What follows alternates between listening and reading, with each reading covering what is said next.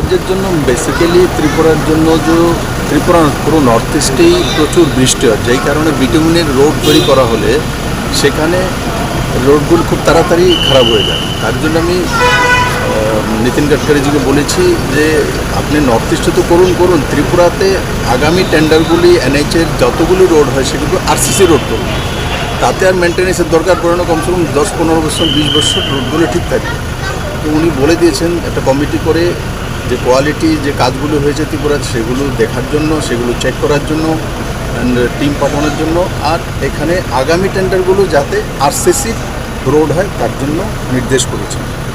দ্বিতীয়ত লাইট হাউসটা অনেকদিন যাবৎ পেন্ডিং আছে, করোনার সময় পেন্ডিং হয়ে গেছে, কারণ লাইট হাউসের জায়গাটা আমাদের নিচু ছিল, তার মধ্যে পাইলিংয়ে প্রচুর টাকা খরচ হয়ে গেছে।